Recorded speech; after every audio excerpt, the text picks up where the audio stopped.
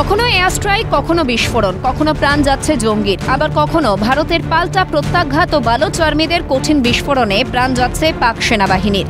বুধবার এই খবর সম্প্রচারিত হয়েছিল ভারতের অপারেশন সিন্দুরের পরেই বালুচ লিবারেশন আর্মির পক্ষ থেকে হামলা চালানো হয় পাকিস্তানে।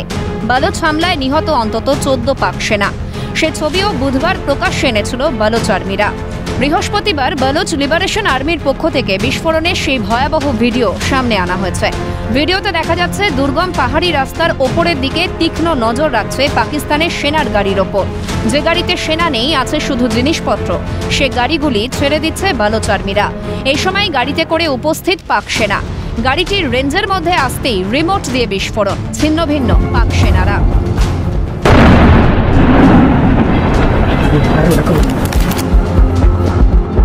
পেহেলগাঁও হামলায় জঙ্গিদের দ্বারা নিরীহ খুনের পর থেকেই পাকিস্তানকে যোগ্য জবাব দিতে একাধিক পদক্ষেপ নিয়েছে ভারত। অপারেশন সিন্দুরের তীব্রতা ভারত গৃহীত পদক্ষেপের সবথেকে উল্লেখযোগ্য স্থানে।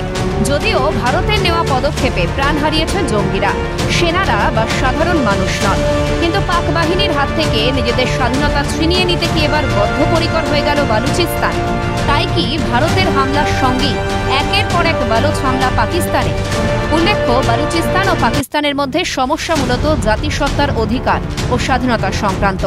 বালুচিস্তানের দাবি তাদের নিজস্ব সংস্কৃতি, ভাষা ও রাজনৈতিক স্বায়ত্তশাসন।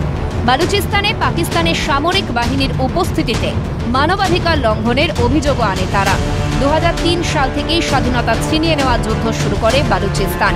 এর ভিত্তিতেই এখনো পাকিস্তানের বিরুদ্ধে লড়াই জারি বালুচিস্তানে। ভারতের সঙ্গে পাকিস্তানের যুদ্ধের আবহে পাকিস্তানের ভিত যে নড়বড়ে, অপারেশন সিন্দুরের পর পাক শক্তি যে অনেকটা দমন করা গিয়েছে, ভয়ে যে বুক কাঁপছে পাকিস্তানের, তার বলার অপেক্ষা রাখে না।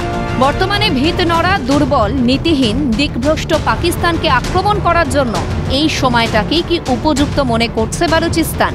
উত্তর দেবে ভবিষ্যৎ। ক্যালকাটা নিউজ।